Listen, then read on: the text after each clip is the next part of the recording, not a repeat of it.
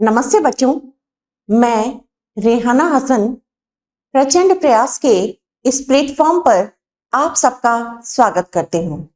Most welcome students.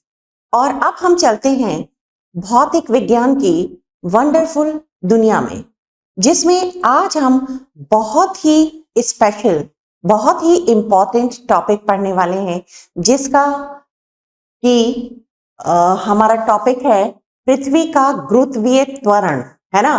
पृथ्वी हर object के ऊपर एक गुरुत्वीय त्वरण डेवलप करती है, जिसको कि हम जी से डिनोट करते हैं। कैसे डिनोट करते हैं? जी से, ठीक है, स्मॉल जी। ये वर्ड हर कोई जानता है। ये होता है 9.8 मीटर पर सेकेंड स्क्वायर, ठीक है, 9.8 मीटर पर सेकेंड स्क्वायर। तो ये गुरुत्वीय त्वरण का नॉलेज हमको कहां से मिला? ठीक है, क्या होता है ये गुरुत्वीय त्वरण? ठीक है, आप न्यूटन्स के लॉ को, न्यूटन का जो यूनिवर्सल ग्रेविटेशनल लॉ है, उसको बहुत अच्छे से जानते हैं। न्यूटन का ग्रेविटेशनल लॉ क्या है कि दो ऑब्जेक्ट, अगर एक का मास है m1 और दूसरे का मास है m2, वो एक दूसरे से r डिस्टेंस पर हैं, तो इनके मासेस के कारण, इनके द्रव्यमान के कारण इनमें एक फोर्स ऑफ अट्रैक्शन लगता है। ठीक है, ये force of attraction directly proportional होता है m1 और m2 के गुणनफल के। ठीक है, F is directly proportional m1 and m2। साथ ही साथ F व्युत्क्रमानुपाती होता है 1/r²। ठीक, अब देखिए, अगर आप इन दोनों लॉस को मिला देते हैं तो आपके पास एक नई इक्वेशन आ जाती है। F is directly proportional to m1 m2 upon r²। ठीक,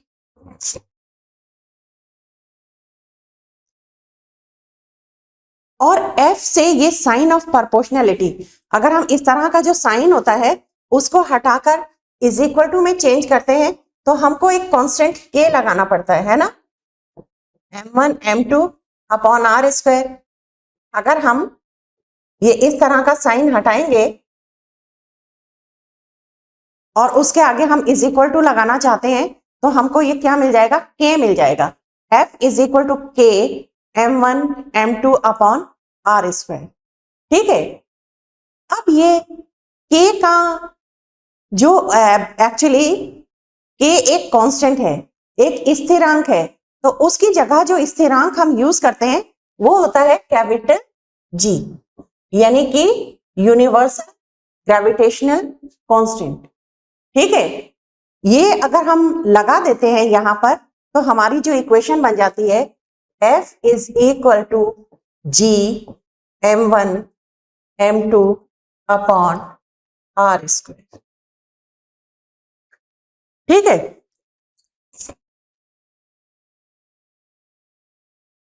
तो हमारे पास F किसके बराबर आ गया? F हमारे पास आ गया m1 m2 अपॉन r², और यहां ये है कैपिटल G।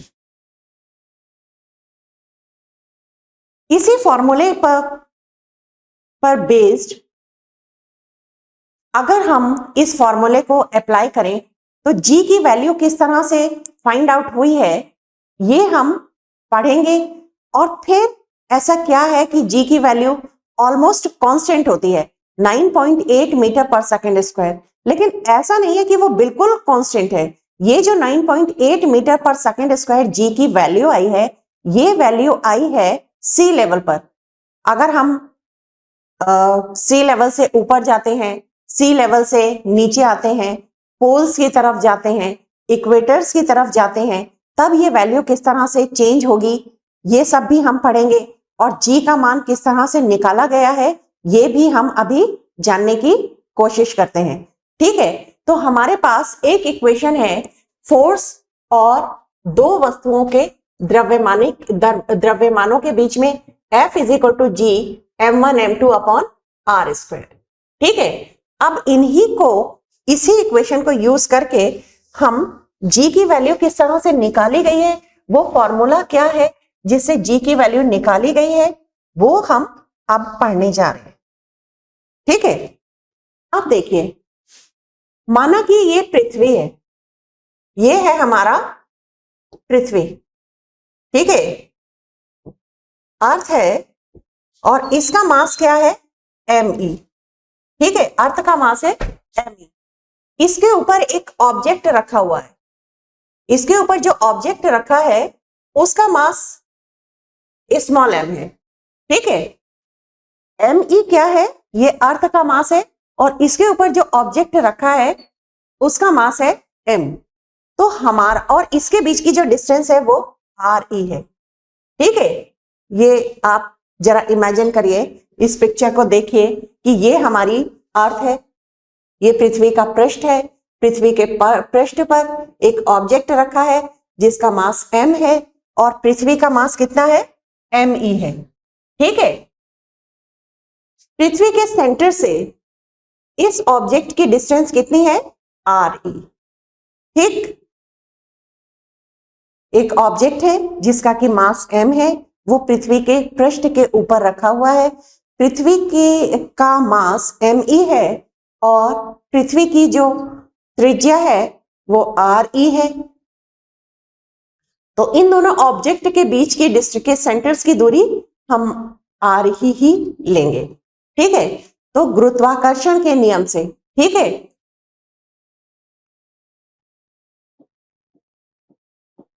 गुरुत्वाकर्षण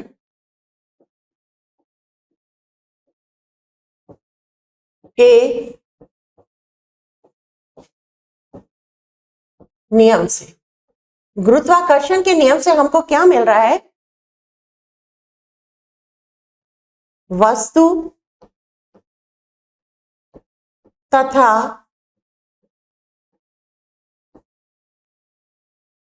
पृथ्वी के बीच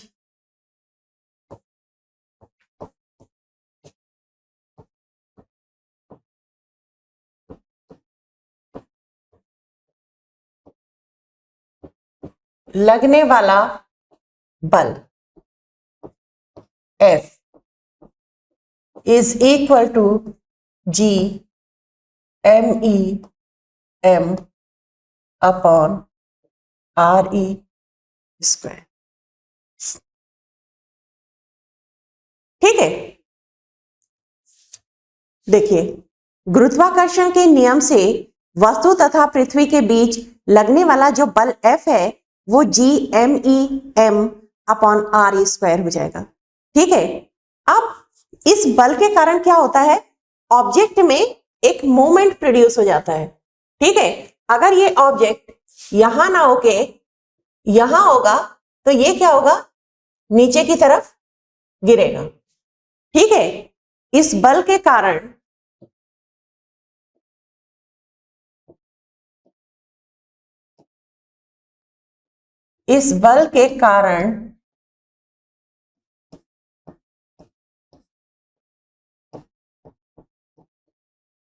वस्तु में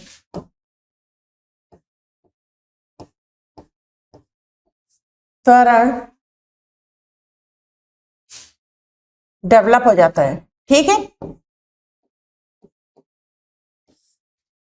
हो जाता है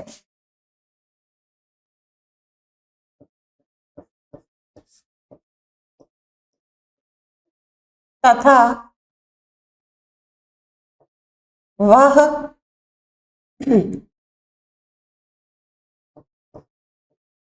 नीचे की ओर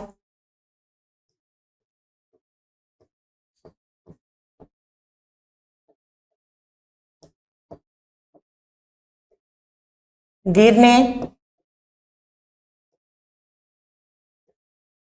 लगती है। ठीक है, तो वस्तु के ऊपर लगने वाला बल किसके बराबर होगा, अगर उसके पास द्रव्यमान है और उसमें त्वरण डेवलप हो रहा है, तो दैट मीन्स कोई ना कोई फोर्स वहां पर होगा ही, और वो फोर्स किसके बराबर होगा? m इंटू ए। वस्तु पर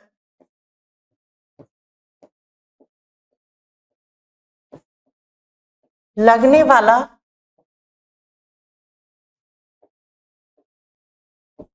ये किसके बराबर हो जाएगा? ये वस्तु पर लगने वाला जो बल है ये अब किसके बराबर है? m इंटू ए। ठीक है, ये इक्वेशन 1 है और ये इक्वेशन 2 है। अब देखिए, वस्तु पर ही दोनों बल लग रहे हैं, चाहे वो पृथ्वी और वस्तु के बीच में लगने वाला आकर्षण बल है, या फिर वो बल है जिसके कारण वस्तु में त्वरण डेवलप हुआ है। तो अब दोनों बल क्योंकि बराबर है, तो that means equation 1 is equal to equation 2।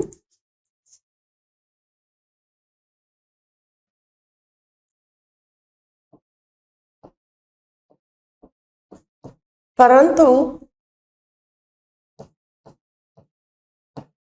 दोनों बलों का मान समान है।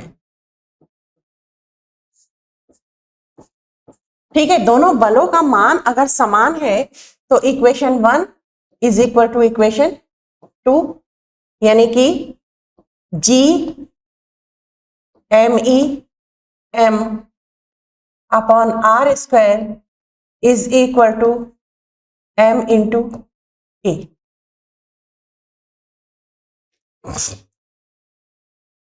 अब देखिए, m से m कैंसिल हो जाएगा, है ना? दोनों तरफ m है जो कि मास ऑफ ऑब्जेक्ट है, उसको अगर हम कैंसिल कर देते हैं तो हमारे पास a की वैल्यू आ जाती है। ठीक है, m से m कैंसिल हो गया और ये हमारे पास a is equal to G M E upon R square. ये जो a है ये है गुरुत्वीय त्वरण, गुरुत्वीय त्वरण जी। तो अतः यही मान हम इसमें रख देते हैं, तो अतः हमारी ये इक्वेशन 3 किसके बराबर हो जाएगी? G is equal to G M E upon R E square. ठीक है, देखिए हमने क्या क्या इसमें हमने एज्यूम किया है, किस तरह से हम इस इक्वेशन तक पहुंचे हैं, उसको एक बार हम फिर से रिवाइज कर लेते हैं। देखो, एक ऑब्जेक्ट है जो कि अर्थ पर रखा हुआ है ना? अर्थ से थोड़ी दूर पर रखा हुआ है, यहां रखा है, ठीक? और इसका जो मास है वो m है और पृथ्वी की जो त्रिज्या है वो r ही है। तो ये वाली जो डिस्टेंस h है ये नेग्लिजिबल है इस त्रिज्या के कंपैरिजन में, क्योंकि अर्थ का इतना बड़ा एक अर्थ ऑब्जेक्ट है। तो इसकी ये वाली जो डिस्टेंस है इसको भी हम r e ही मान लेते हैं। ठीक है, ये हमारे पास r e हो गया, ये है ऑब्जेक्ट m, ये अर्थ है जिसका की मास m e है। तो हमारा जो यूनिवर्सल लॉ ऑफ ग्रेविटेशनल है वो क्या कहता है? इस लॉ के according F is equal to G M E M upon R E square. ये बल लग रहा है पृथ्वी और इस ऑब्जेक्ट के बीच में। ठीक है, पृथ्वी और ऑब्जेक्ट के बीच में जो बल लग रहा है वो किसके बराबर है? G M E M upon R E square. अब इस बल के कारण जो ऑब्जेक्ट है वो अर्थ से इस डिस्टेंस पर बना नहीं रह सकता, वो क्या करेगा? नीचे की तरफ गिरना शुरू हो जाएगा। नीचे की तरफ अगर वो गिर रहा है तो उसमें कुछ त्वरण है ना? और त्वरण है किसके कारण? ये जो फोर्स इसके ऊपर अर्थ लगा रही है, फोर्स तो दोनों बराबर है, दोनों फोर्स बराबर है। G M E M upon R E square is equal to M A, M से एम कैंसिल हो गया, ए जिसको कि हमने रिप्लेस कर दिया जी से। जी क्या है? गुरुत्वीय त्वरण, तो हमारे पास ये इक्वेशन आ गई।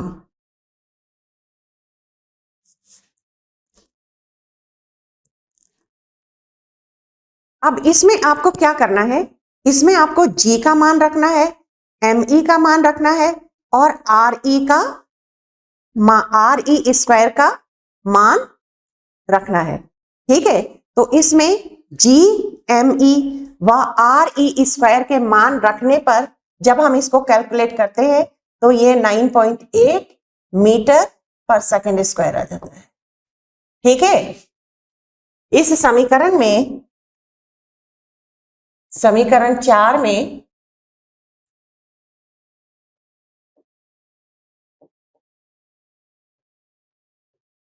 समीकरण 4 में जी है ना, जी क्या है, यूनिवर्सल ग्रेविटेशनल कांस्टेंट, उसकी एक डेफिनेट वैल्यू है। अर्थ का हमारा मास है, उसकी डेफिनेट वैल्यू है, और अर्थ की जो रेडियस है उसकी डेफिनेट वैल्यू है। तो इन सब के मान जब हम रखेंगे तो हमारे पास ये वैल्यू आ जाती है 9.8 मीटर पर सेकंड स्क्वायर। ठीक है, तो ये जो हमने वैल्यू निकाली है 9.8 मीटर पर सेकंड स्क्वायर, ये आपको समझ में आया कि हमने कैसे निकाली है। ठीक है, नेक्स्ट वीडियो में हम ये सारी वैल्यूज रखकर उसको कैलकुलेट करके भी देखेंगे। ठीक है, लेकिन उसमें पूरी एक क्लास लग जाएगी क्योंकि इसमें कैलकुलेशंस बहुत ज्यादा हैं। ठीक है, क्योंकि इतनी लॉन्ग मल्टीप्लिकेशन डिवीजन करने में थोड़ा टाइम लग जाएगा, तो इसलिए ये हम नेक्स्ट क्लास में करेंगे। लेकिन आपको ये समझ में आ गया कि जी की वैल्यू 9.8 मीटर पर सेकंड स्क्वायर कैसे आई है। ठीक है, अब ये जो 9.8 मीटर पर सेकंड स्क्वायर है, इसको हम कांस्टेंट ले लेते हैं और नियर अबाउट ये कांस्टेंट होती भी है ना। और कहीं कहीं पर तो कैलकुलेशन में आप इसको 10 मीटर पर सेकंड स्क्वायर लेते हैं, तो उससे आपका जो सॉल्यूशन है वो गलत नहीं होता है। लेकिन ऐसा नहीं है कि हर जगह पर जी की वैल्यू एकदम कांस्टेंट रहेगी। अगर हम पृथ्वी से ऊंचाई की तरफ जाते हैं तभी भी जी की वैल्यू कम होती जाती है, पृथ्वी से अंदर की तरफ जाते हैं तभी भी जी की वैल्यू कम होती रहती है। अब ये कैसे होता है, पृथ्वी के पृष्ठ के नीचे तथा ऊपर गुरुत्वीय त्वरण, पृथ्वी के पृष्ठ के ऊपर अगर हम जा रहे हैं, देखिए पृथ्वी के पृष्ठ के ऊपर, यहां हम चाहते हैं कि जी की वैल्यू निकालें। देखिए जी की वैल्यू किसके बराबर है, जी की वैल्यू है G M E upon R E square. G क्या है, यूनिवर्सल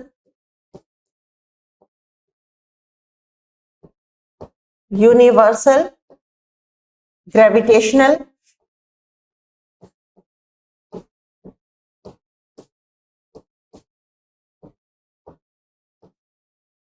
कांस्टेंट।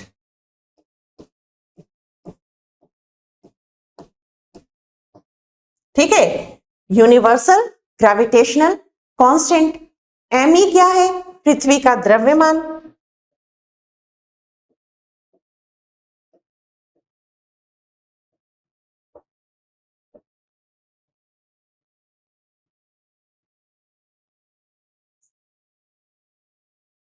आर ई क्या है, वस्तु तथा पृथ्वी के केंद्र की दूरी। ठीक है, आर ई क्या है, वस्तु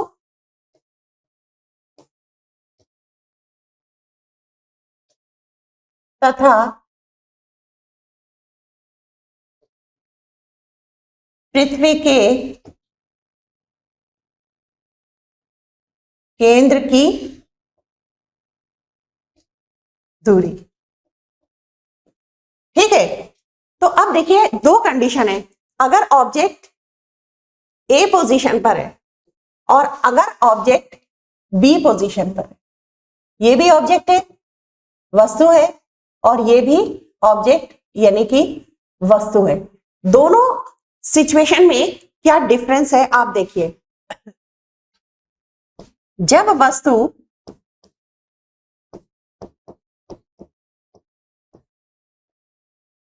पॉइंट ए पर है, ठीक है,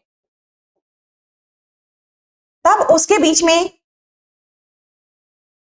जो फोर्स लग रहा है उसके अकॉर्डिंग जी की वैल्यू आ जाती है GME अपॉन RE²। और जब वस्तु पॉइंट बी पर है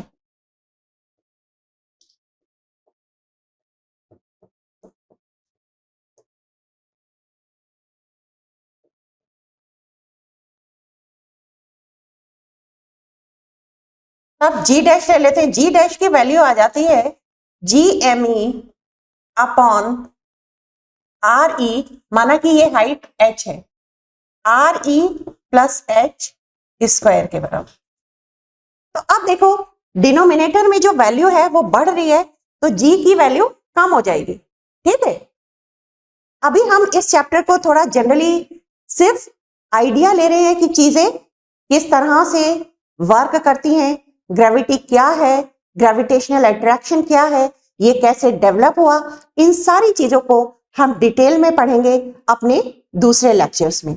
ठीक है, इसी तरह जब पृथ्वी के अंदर की तरफ हम बढ़ते हैं, है ना, पृथ्वी के पृष्ठ के नीचे तथा ऊपर गुरुत्वीय त्वरण, तो ये तो ऊपर वाला हो गया। ठीक है, अंदर की तरफ जब जाते हैं तो गुरुत्वीय त्वरण किस तरह से वर्क करता है ये सब हम पढ़ेंगे नेक्स्ट लेक्चर्स में। तो अब आप से मैं विदा लेना चाहती हूं और इस लेक्चर को यही खत्म करती हूं। जय हिंदी, जय हिंदुस्तान।